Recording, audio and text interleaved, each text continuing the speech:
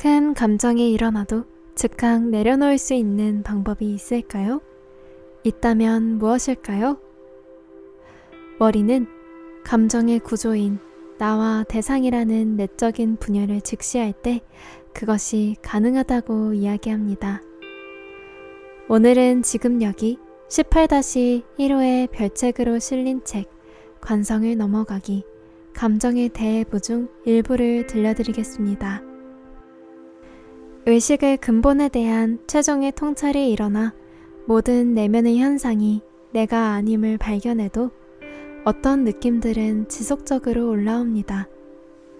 그 느낌들이 하나의 현상인 것은 분명하지만 느낌이 올라온다는 것, 그 느낌이 있다는 것은 여전합니다.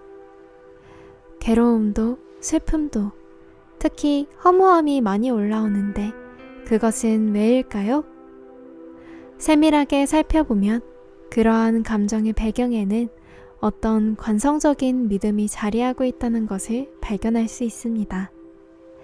내가 존재한다는 그 믿음, 무언가를 믿고 있는 그 믿음, 즉 에너지가 가해지기 때문에 지속적으로 만들어지는 현상이 여전히 존재하는 것입니다. 마지막 함정에서 빠져나오기 위해서는 그 믿음이라는 에너지 현상을 잘 살펴보아야 합니다. 눈은 모든 것을 보지만 눈 자신을 보지 못한다 라는 화두를 통해 내면에서 일어나는 모든 감정이나 생각, 미묘한 느낌이 나의 본질이 아니라는 깊은 통찰이 일어난 후 나는 자유를 만끽하였습니다. 그리고 15년 이상을 시원한 삶의 생명수를 찾아 헤매던 마음을 넘어 더 이상 무엇을 찾거나 얻으려는 마음이 없어졌습니다. 그러나 통찰이 일어난 후 어느 시점에 이르자 나는 삶이 권태롭고 허무하고 아무런 맛도 나지 않아 한시도 버티고 앉아있을 수 없게 되었습니다. 이제 내 문제라고 할 만한 것이 없었으므로 문제에 빠져있지 않게 되자 에너지가 흘러갈 곳을 찾지 못하게 된 것입니다. 그럼에도 불구하고 삶의 에너지는 끊임없이 움직여가려고 길을 찾고 헤매다가 갈 곳이 없자 흥미롭게도 허무라는 새로운 좌절을 일으키기 시작했습니다. 내게 그 허무감이 명확히 파악된 것은 어느 따스하고 아무 일도 일어나지 않는 봄날이었습니다.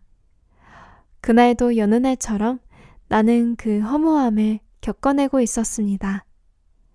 그러던 차에 누군가 심심함에 대한 이야기를 하는데 내면에서 한 생각이 올라왔습니다.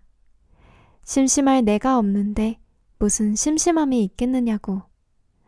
아, 이것을 알아차리는 순간 허무함의 뿌리에 바로 미묘한 내가 있다는 관성적 믿음이 자리하고 있음이 보였습니다. 그토록 오랫동안 내가 있다는 믿음을 매 순간 자동적으로 불러일으키며 살아왔기에 통찰 이후에도 그 믿음의 힘은 늘 배경처럼 일상에 깔려 있었던 것입니다. 믿음이란 오랜 습관으로 인해 형성된 관성적인 에너지 통로입니다. 그리고 누군가로 존재할 때 그 누군가라는 존재의 기반이 되는 것은 바로 뿌리 깊은 관성적 믿음이었던 것입니다. 그렇게 허무감을 느끼는 자는 누구인가를 탐구하는 과정에서 허무감의 밑바닥에 그것을 느끼는 자가 즉각 만들어지는 것이 보였습니다. 그리고는 그 자가 모든 것은 의미 없어, 나는 다 알았어 라는 미묘한 생각과 느낌에 빠져 있음을 발견하였고 그 생각에는 미세하고 강렬한 에너지인 믿음이 붙어 있음을 보았습니다. 더욱이 이 모든 과정이 일어나기 위해서는 최초의 에너지가 붙을 무엇인가가 필요했고 그것을 위해 내면이 나와 대상으로 분열되는 것이 필수이며 이때 에너지는 나에 더 많이 붙게 된다는 것을 발견했습니다. 그렇게 마음의 구조, 특히 감정의 구조가 명확히 보이기 시작했습니다. 그리고는 즉시 그 세밀한 과정을 살펴보게 되었습니다. 그 과정을 통해 감정이 올라올 때 분열되는 마음을 즉각적으로 보게 되자 놀랍게도 고질적으로 사라지지 않고 있던 일련의 감정적 불러일으킴이 가라앉았고 특히 아버지와의 불화가 사라졌습니다. 가족 안에서의 불화는 마지막까지 가기 쉽습니다. 왜냐하면 그들의 마음속에는 여전히 나에 대한 과거로 만들어진 세계가 커다란 영향력을 행사하고 있으며 나에게도 그에 상응하는 분열 현상이 남아있기 때문입니다. 그런데 불화의 밑바닥에 있던 나와 대상의 분열 시점을 명확히 보게 된 것이 끈질기게 남아있던 불화를 없애는 놀라운 일을 일으킨 것입니다. 이 통찰이 있은 후 나는 이것의 효과를 실험해 볼 순간을 기다리고 있었습니다. 어느 날 목공실에서 에어해머를 사용하기 위해 컴프레셔를 꺼내는데 아버지는 야, 그렇게 하면 안 되지 라며 큰 소리를 치시는 것이었습니다. 순간 사람을 무시하는 듯한 그 오래된 말투를 듣자마자 내게 미묘한 화가 올라왔습니다. 즉시 화의 뿌리로 들어가니 나는 그가 아니다 라는 너의 분열이 마음의 장에서 생겨나고 그는 나를 무시하고 있어 라는 생각에 강하게 붙기 시작하는 믿음의 에너지가 느껴졌습니다.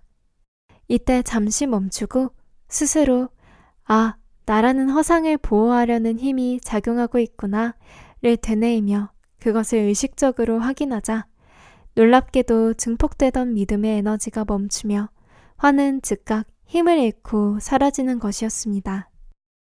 그 전에는 아버지를 무시하는 듯한 말투에 왜요? 라고 강하게 반발하는 듯한 목소리로 반응하였는데 그러면 아버지는 이놈이 건방지게라는 의미가 담긴 목소리로 이리 와봐! 라고 하며 우리는 무의식적으로 서로 부딪혔습니다. 그러나 이때 이후로 나는 아버지의 목소리에 반응하지 않고 공손하게 네 라고 대답하게 되었습니다. 그렇게 몇 번을 네 라고 대답하자 이제 아버지의 목소리에서도 힘이 빠지기 시작했습니다. 며칠 후부터는 야! 라고 부르던 나를 얘야! 라고 부드럽게 부르시는 것이었습니다. 그래서 다시 한번 나 대상의 작용이 관계 속에서 일어난다는 것을 절감했습니다. 즉 아버지가 강하게 야! 라고 부르더라도 올라오는 미묘한 화의 허구성을 발견하였기에 관성적으로 반응하지 않고 내가 나를 낮추어 네! 라고 부드럽게 나아가자 얼마 지나지 않아 아버지도 얘야! 라고 부드럽게 변화되었던 것입니다. 그것은 우리가 일상적으로 경험하는 관성적이고 고질적인 감정이 모두 나를 보호하고 높이며 강화하기 위한 에너지 작용임을 철저히 보게 된 순간이었습니다. 그리고 나와 대상이라는 내적인 분열을 직시하면 오랜 시간 걸쳐 형성된 관성도 즉각적으로 사라진다는 것을 발견한 시점이기도 합니다. 왜냐하면 관성적인 현상도 드러나기 위해서는 결국 생명 에너지가 필요하기 때문이며 이 에너지가 투입되기 위해서는 어떤 구조가 필요한데 바로 이 구조의 가장 밑바닥에 있는 것이 나와 대상 또는 주체와 대상의 관계이기 때문입니다. 우주에 존재하는 모든 것은 그 스스로를 유지하려는 속성을 지니고 있습니다. 이것이 물리세계에 적용된 것이 바로 관성의 법칙입니다. 모든 움직이는 것은 움직이던 방향으로 계속 움직이려는 힘이 있는 것입니다. 끊임없이 움직이고 있는 원자와 전자, 소립자들 역시 그들이 움직이던 패턴대로 계속 움직임을 유지하려 하기에 오래도록 그 모습을 유지하는 물질계가 이루어지는 것입니다. 생겨난 모든 것들에서 그러한 관성을 제거해버린다면 존재라는 현상은 없을 것입니다. 그러므로 집, 즉 관성은 존재의 핵심입니다. 그런데 이 관성은 또한 분리의 핵심이기도 합니다. 존재한다는 것은 전체로부터 또는 근원으로부터 분리되었다는 의미이기 때문입니다. 이렇게 관성이란 존재의 핵심이자 근원으로부터의 분리라는 고통의 뿌리가 되기도 합니다. 이것이 스스로 분리되었다고 믿는 인생이 고해라는 의미입니다. 관성을 즉각 멈출 수 있는가? 있다면 그는 즉시 분리를 멈출 줄 아는 사람일 것입니다. 분리를 멈추는 순간 관성의 힘은 작용하지 못하기 때문입니다. 그리고 그 멈춤의 핵심은 분리된 나라고 느끼는 것이 뿌리 없는 허구라는 것을 즉각 바라보는 것입니다. 그렇다면 왜 필요할 때만 멈추라는 것인가? 아예 그 관성을 없애버리면 되지 않을까? 그러나 앞에서도 말했듯이 관성이 바로 존재를 유지하는 핵심이기에 관성을 없애면 존재는 더 이상 이 현상계에 머물지 못하고 분리 없음 속으로 사라지고 말 것이기 때문입니다. 우리는 매 순간 분리된 존재로 살아가는 우주적 현상입니다. 그렇다면 관성에 구속받지 않는 자유로운 존재는 없는 것일까요? 그가 바로 필요할 때 관성을 멈출 수 있는 통찰의 인간이며 관성을 다룰 줄 아는 자, 그 내면에 존재와 존재 이전이 함께 있는 인간인 것입니다. 관성을 넘어가기, 감정의 대해부. 여러분은 어떻게 느끼셨나요? 분리를 멈추는 순간 관성의 힘은 작용하지 못하며 그 멈춤의 핵심은 분리된 나라고 느끼는 것이 뿌리 없는 허구라는 것을 즉각 바라보는 것이라는 말씀이 인상 깊게 다가옵니다. 그럼 다른 기사로 찾아뵙겠습니다. 시청해주셔서 감사합니다.